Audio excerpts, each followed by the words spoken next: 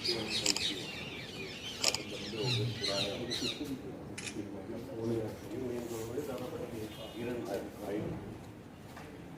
तो ये नहीं बिल्कुल बिल्डिंग बाहर से इस तरफ, दो उस तरफ है, एक दूसरे पर दिखे।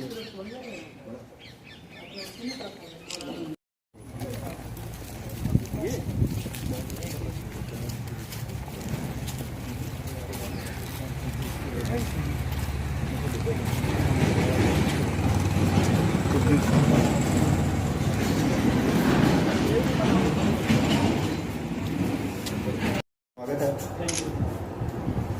आज दोस्तों आपकी ये ऑफिशियल मीटिंग थी सर। फिर भी हम जानना ये चाहेंगे कि आप दोबारा हिसार जिला में आए हैं तो प्राथमिकताएं क्या रहेंगी? देखिए, वैसे मैंने 2020 के दौरान यहाँ पर लगभग 7 महीने के आसपास यहाँ पर कार्य किया था। तो यहाँ की भौगोलिक अवस्थिति या जितने भी कर्मचारी गण हैं लगभग मैं उनसे पहले से अवगत, लेकिन क्योंकि समय के साथ में चुनौतियाँ नई चुनौतियाँ आती रहती है और नई परिस्थितियों के हिसाब से नए इश्यूज भी आते रहते हैं। तो सभी मुलाजिमों के साथ में आपस में सहयोग और समन्वय से काम करते हुए अल्टीमेटली जनहित में कैसे कदम उठाए जा सके ताकि लोगों को न्याय मिल सके समय पे, और जो विभागीय कार्य है वो सुचारू रूप से समय पे पूरे हो सके ताकि लोगों को इधर उधर भटकना ना पड़े और लोगों में भी एक विश्वास आए कि पुलिस है दिन रात उनके लिए कार्य कर रही है। तो सबसे हमारी जो प्राथमिकता है वो यही है कि अल्टीमेटली जितने भी पुलिस विभाग के जो कार्य जनहित के जो कार्य है वो समय पे संपन्न। सर ज़्यादातर देखने में आ रहा है कि जैसे ही नए अधिकारी डिस्ट्रिक्ट में ज्वाइन होते हैं प्राथमिकता के तौर पे ये कहा जाता है कि नशे पे लगाम लगाएंगे। ज़्यादातर जानकारी होते हुए भी उस नशे तक पहुंचा नहीं जा पाता। जैसे अगर मैं बिल्कुल छोटी सी बरवाला की बात करूँ तो बरवाला का जी थिएटर की बैक साइड का जो इलाका है रविंद्र कॉलोनी की हम बात करें, यहाँ पर ऐसी शिकायतें मिलती हैं कि नशा यहाँ पे बिकता है और वो जानकारी में भी है मगर वहाँ तक पहुँच नहीं पाते। इसका कारण क्या है? निश्चित तौर पे जो नशे की समस्या है बड़ी गंभीर समस्या है, तो हमारी युवा पीढ़ी को एक्चुअल में बड़े बुरे ढंग से प्रभावित कर रही है। तो इस समस्या से निपटने के लिए न समाज का भी नहीं बाकी जितने भी हमारे सरकार के जितने भी डिपार्टमेंट्स हैं, कंसर्न डिपार्टमेंट, सभी को अपनी अपनी भूमिका निभानी होती है और लॉ इन्फोर्समेंट एजेंसी होने के नाते पुलिस की इसमें एक बड़ी भूमिका होती है कि किस तरह से जो लार्ज स्केल पे जो ड्रग की स्मगलिंग करते हैं एक्चुअली उन तक पहुंचा जाए, उनके खिलाफ व्यापक कार्रवाई की जाए। हम ये इंश्योर कर रहे हैं कि जो लार्ज स्केल पे ड्रग की स्मगलिंग कर रहे हैं उनके खिलाफ कड़ी कार्रवाई की जाए। इस संबंध में हम अपने लेवल पे भी इंटेलिजेंस गैदर कर रहे हैं। पब्लिक की तरफ से जो भी इंफॉर्मेशन आ रही है हम उसको भी वेरीफाई करके कार्रवाई कर रहे हैं। साथ में हम ये भी इंश्योर करेंगे कि एनडीपीएस एक्ट में ये भी प्रोविजन है कि नशे की कमाई से जो उसने जो भी चल अचल संपत्ति जो बना रखी है उसको अटैच किया जाए ताकि क्योंकि अल्टीमेटली कोई भी बंदा जो ड्रग की स्मगलिंग करता है वो कम समय में अधिक मुनाफा कमाने के चक्कर में इस प्रकार के धंधे में संलिप्त होता है। तो आर्थिक रूप से जो भी उसके खिलाफ कार्रवाई की जा सकती है वो भी की जाए और एनडीपीएस एक्ट के समुचित प्रावधानों के तहत उस पर जो भी कार्रवाई बढ़ती है वो भी हम सुनिश्चित करेंगे। इसके अलावा सर कुछ लोगों की प्रवृत्ति बनी हुई है कि पुलिस स्टेशन में झूठी शिकायतें देते हैं सर, उससे पुलिस का समय भी बर्बाद होता है। सर क्या कहना चाहेंगे? हमने पिछले महीने ही आईपीसी की धारा 182 के तहत 41 लोगों के खिलाफ कार्रवाई सुनिश्चित की थी। झूठी शिकायत देने से न केवल दूसरे पक्ष को अनावश्यक रूप से परेशान होना पड़ता है बल्कि पुलिस का भी महत्वपूर्ण समय जो किसी और काम में लग सकता था वो भी जाया होता है। तो ऐसे लोगों के खिलाफ जो रंजिशवश या बदले की भावना की नियत से झूठी शिकायत देते हैं तो ऐसे लोगों के खिलाफ हम आईपीसी की धारा 182 के तहत कार्रवाई कर रहे हैं। पिछले महीने भी हमने कार्रवाई की थी और ये कार्रवाई लगातार जारी रहेगी।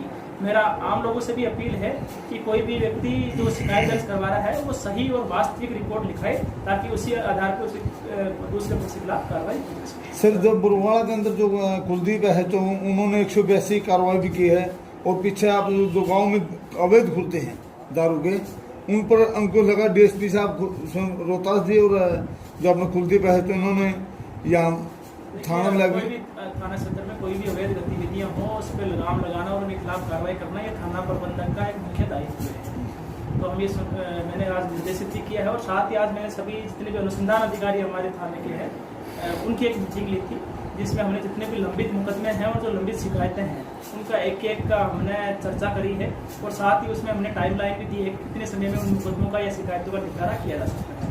मैंने यहाँ पर थाना प्रबंधक को सभी अनुसंधान अधिकारियों को 15 दिन का समय दिया है कि जो अनावश्यक रूप से लंबित पड़ी है शिकायतें या मुकदमे, उनका निपटारा किया जाए। मैं 1 या 2 तारीख के आसपास वापस इस थाने में एक मीटिंग लेकर के हम रिव्यू करेंगे कि एक्चुअल में जो पेंडेंसी थी उसमें कितना सुधार हुआ है।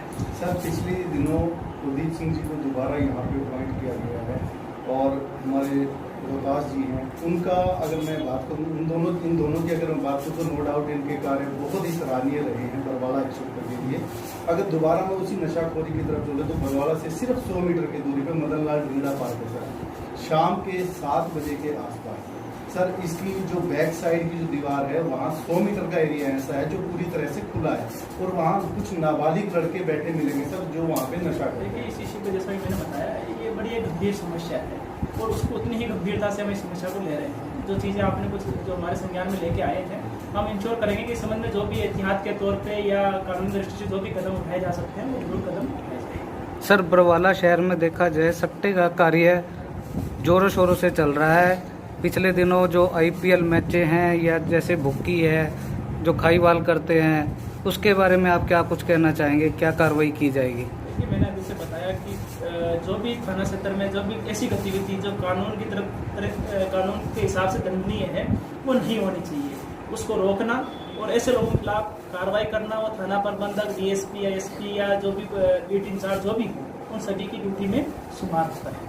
तो जो सट्टे का कार्य है या अवैध रूप से शराब बेचना, नशाखोरी में संलिप्त होना या नशे की स्मगलिंग करना या अवैध रूप से हथियार रखना, तो ये जो भी अवैध गतिविधियां हैं जो समाज को बड़े बुरे ढंग से प्रभावित करती है, उनको हम लगाम लगाने की पूरी कोशिश हमारी तरफ से कर रहे हैं और हम इंश्योर करेंगे कि आने वाले समय में इस प्रकार की कार्रवाई बड़े मजबूती से प्रभावी ढंग से। एक सर जो बिजली की दुकान में चोरी होता है, आपके संज्ञान में कई बार मुकदमे भी आए हैं और एक गाड़ी है जो जींद और हिसार और नरवाना लगातार बरवाड़ा में चोरी और उस गाड़ी का कोई पता नहीं लग रहा, ना उस पर कोई कार्रवाई हो रही थी। आपको आज शाम ऑफिस से भी आपके पास चिट्ठी आई थी तो उस पर कोई चोरी पर कोई अंकुश नहीं लगा और तो बरवाड़ा के अंदर लग गया, लेकिन वो गाड़ी नहीं धरी थी।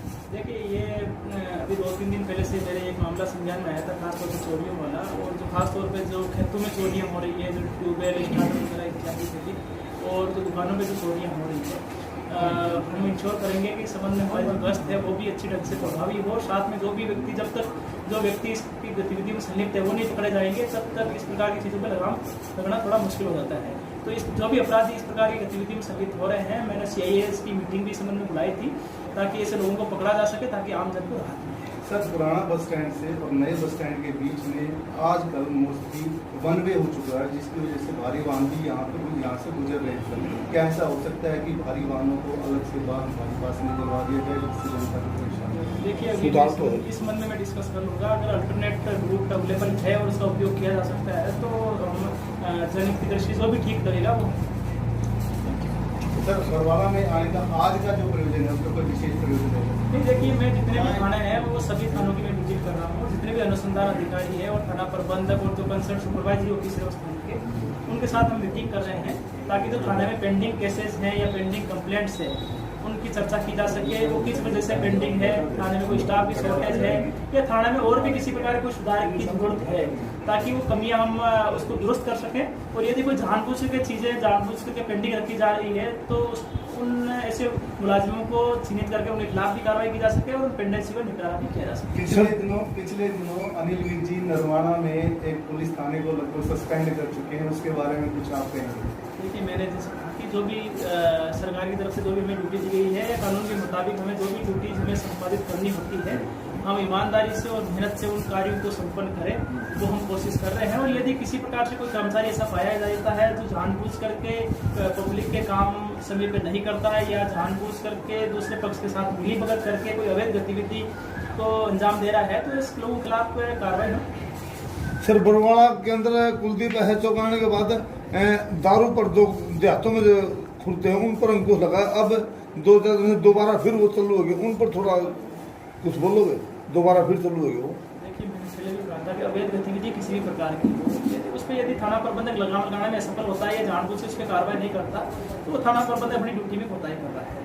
मैंने साहब को यहाँ पर आज कहा भी है कि जो भी इलीगल एक्टिविटी जो इनके एरिया में यदि किसी प्रकार की सूचना मिलती है तो उनके खिलाफ कड़ी कार्रवाई सुनिश्चित करेगी। ठीक है सर, थैंक यू।